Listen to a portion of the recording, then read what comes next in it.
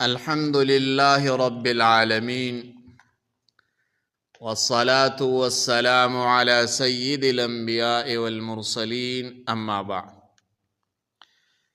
میرے محترم بھائیو،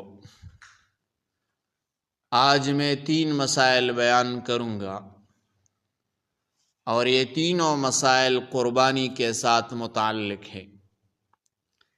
اس میں پہلا مسئلہ یہ ہے، کوئی جانور آپ بندوق سے مار دے، یعنی بندوق کا ذبیحہ۔ دوسرا مسئلہ یہ ہے عورت کا ذبیحہ، کوئی جانور عورت ذبح کرے۔ تیسرا مسئلہ کوئی جانور بے ہوش کر کے ذبح کرنا۔ یہ تینوں مسائل ہے، یہ یاد کر لیں۔ پہلا مسئلہ بندوق کا ذبیحہ، کوئی جانور آپ بندوق سے مار دے تو اس کا ذبیحہ کیسا ہے؟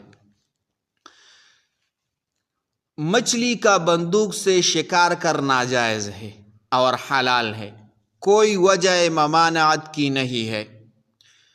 مچھلی کے سوا باقی جانوروں کو اگر بندوق سے شکار کیا جائے اور وہ مر جائے، یعنی اور وہ جانور مر جائے، ذبح کرنے کی نوبت نہ آئے تو وہ جانور حرام اور مردار ہو جاتے ہیں، ان کا کھانا جائز نہیں، اگرچہ بندوق چلاتے وقت بسم اللہ اللہ اکبر کہہ کر چلائی ہو۔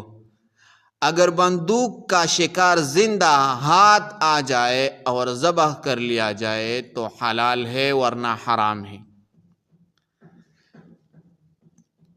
تیر جب بسم اللہ اللہ اکبر کہہ کر چلایا جائے اور اس کا شکار مر بھی جائے تب بھی حلال ہے، مگر بندوق کا یہ حکم بالکل نہیں ہے۔ یہ حکم صرف تیر میں ہے اور بندوق میں یہ حکم نہیں ہے۔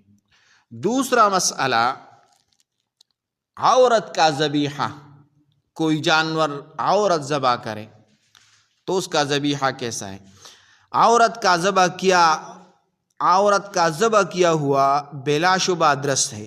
جو لوگ اس کو حرام کہتے ہیں وہ گناہگار ہے، البتہ چونکہ عورتیں اس کام کو کم جانتی ہے اور بوجہ ضعف قلب کی کہ یہ بھی احتمال ہے کہ ہاتھ نہ چلے، اس لیے بلا ضرورت آج کل ان کے سپرد کرنا ذبح کرنے کا کام مناسب نہیں، لیکن حلال ہونے میں پھر بھی شبہ نہیں، یعنی جائز ہے،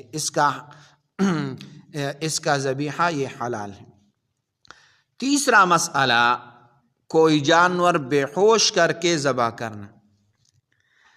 ذبح سے پہلے پستول سے دماغ میں نشانہ لگا کر پھر ذبح کرنا، یہ طریقہ خلاف سنت اور اسلامی تعلیمات کے خلاف ہے۔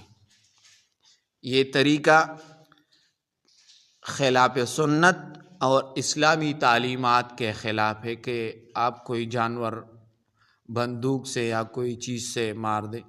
اس میں جانور کے حرام ہو جانے کا ظن غالب ہے، اور وہ یہ کہ اگر اس ضرب یعنی چوٹ سے جانور کی ہلاکت متیقن ہو جائے تو پھر اس کے گلے پر چھری پھیرنا بیکار ہوگا اور جانور حرام ہو جائے گا۔ تو یہ طریقہ بالکل خلاف سنت ہے کہ آپ کوئی بندوق سے یا کوئی چیز سے اور جانور